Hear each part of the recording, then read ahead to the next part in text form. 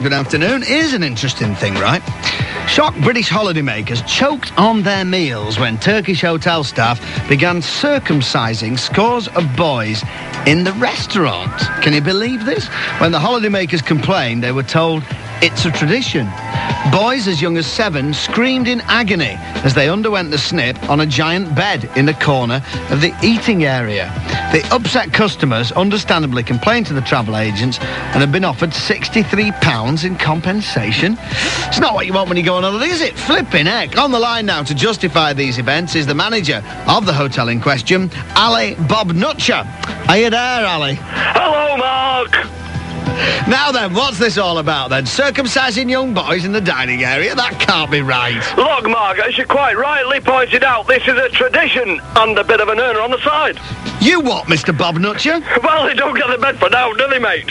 This is outrageous. Look, Mark, if you or any other squeamish, raving Nancy English boy has got a problem with it, then that's just too bad. If you don't like it, go to your Butlins or something. Don't you but me, you divot. You go on holiday for the culture, mate. Soak it up.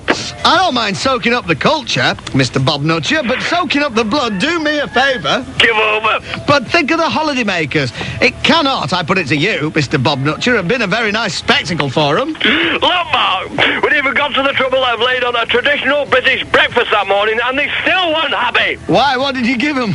Sliced button mushrooms, skin of sausages, and your lovely Heinz tomato sauce. Right, Mr. Bob Nutcher. There is no pleasing some people, is there? That's what I thought.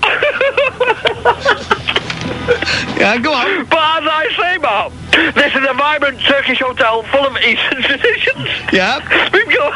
Yeah. We've got... Yeah. Mr. Bob Nutcher, this is no laughing matter. Would you like to... But, Mark, as I said, we've got more traditions here than you can shake a traditional pooey Turkish stick at. Like what? Well, you may or may not be aware of the great tradition of surgically removing hemorrhoids with a blunt bread knife on the buffet bar. You're winding me up, aren't you? I am, Mark, just as my father would have done, and his father before him, and his father, and his father's father. Yeah, I get the picture. It's a tradition. But tradition or not, Mr. Bob Nutcher, it's not very nice, is it? Mr. Bob Nutcher, are you still there?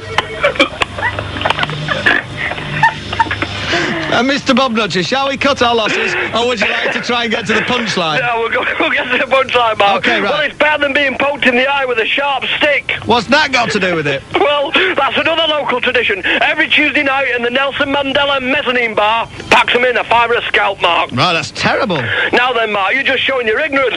Take the tradition of watering down the lager, for instance. I don't like doing it, but it's a great Turkish tradition, along with the short changing of the drunk and the sending of them to my brother-in-law's dodgy restaurant. We're absolutely steeped in tradition, Mark. Get away with you. It seems to me the only thing you're steeped in is fleecing unsuspecting British holidaymakers of their hard-earned cash. Yes, but that's the oldest tradition of all, mate. Fair enough. See, what was your name again? I can't remember, whatever.